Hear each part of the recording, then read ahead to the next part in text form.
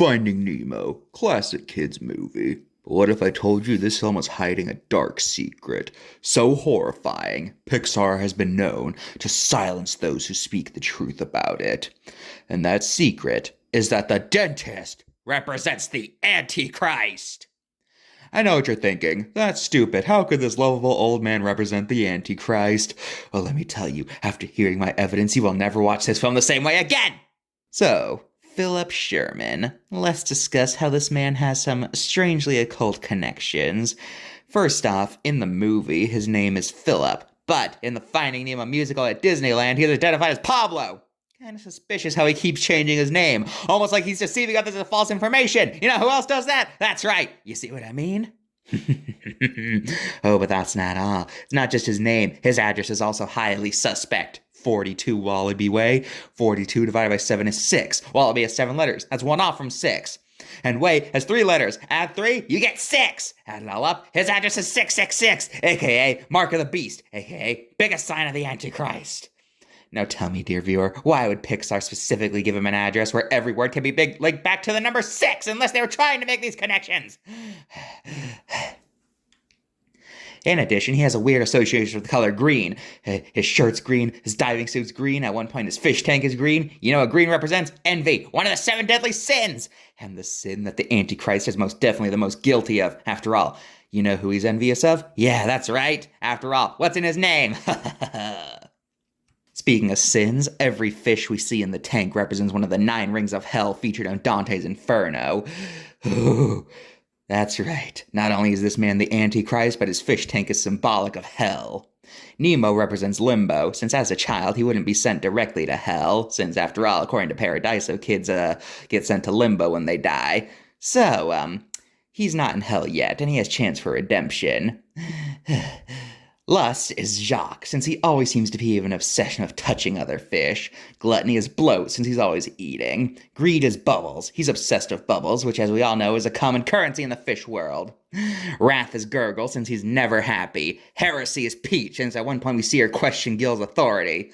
Violence is Deb, since she has an unhealthy belief her reflection's alive. How do we know it's not whispering dark secrets to her to murder other fish in their sleep?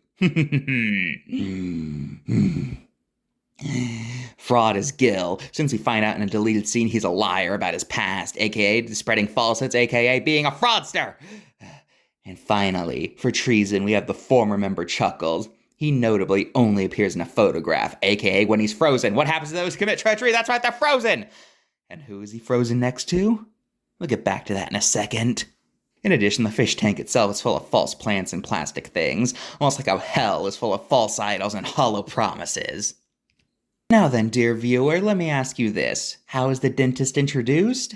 He kidnaps Nemo, of course, but notice that he doesn't show up until Nemo disobeys his father, which is a sin. That's right, the dentist didn't show up until Nemo had sinned! How are you not convinced yet? Now, you might be wondering, why would they make him a dentist? Well, he torments people by poking them with sharp things. You know who else torments people by poking them with sharp things? That's right, demons! And now, here's the biggest piece of evidence. Darla. If the dentist is the Antichrist, it's reasonable to assume that Darla is the devil himself. Or herself in this case.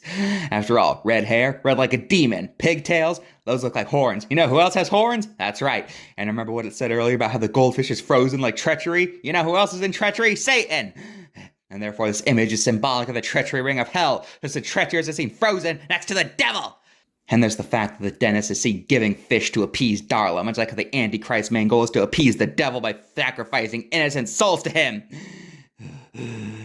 There's also more evidence of Darla being the devil coming from Easter eggs in other Pixar movies. You'll notice Darla pops up in strange places like a magazine in Toy Story 3 and a random photograph in Finding Dory.